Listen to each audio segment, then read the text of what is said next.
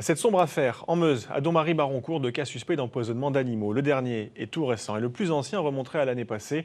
2 chiens ont perdu la vie en ingérant des substances suspectes dans le même lotissement, possiblement de la mort au rat. Le maire appelle les habitants à la plus grande vigilance. Julie Druot avec Colline Expert.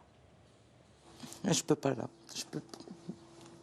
Je suis désolée mais... Sophie Bourgadel ne parvient pas à sécher ses larmes. Je le vois, j'en pleure, je passe devant lui, j'en pleure. C'est tout. Hein. Après, on vit avec ses souvenirs ici. C'est un choix qu'on a fait. Hein.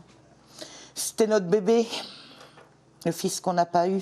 Le 16 mars 2025, son chien Narco est mort des suites d'un empoisonnement. Un acte malveillant qu'elle ne saurait expliquer. J'ai pas d'autre idée, hormis le fait que les chiens dérangent cette personne-là. Et que c'est quelqu'un qui n'aime absolument pas les chiens. Quoi. Je vois pas autre chose. Quoi. Sur la commune, 2 chiens sont morts empoisonnés en l'espace de quelques mois.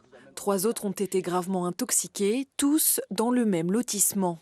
Les faits ont suscité la colère du maire de Donmarie-Baroncourt. Il lance un appel à la vigilance.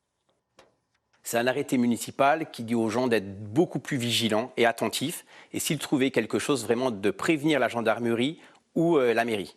Et je peux vous assurer que le jour où on trouvera cette personne, plainte sera déposée en gendarmerie pour cruauté envers animaux et mise en danger d'autrui. Dans cette commune de 750 habitants, les propriétaires canins touchés par ces attaques observent des conséquences sur leur quotidien. On fait attention tous les matins, tous les soirs, on fait le tour du jardin.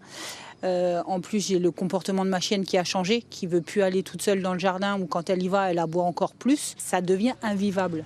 Les victimes ont porté plainte à la gendarmerie. Une enquête est toujours en cours. En France, près de 12 000 faits de maltraitance ou d'atteinte envers les animaux sont recensés chaque année. Ces infractions ont augmenté de 30% en 5 ans et touchent majoritairement les zones rurales.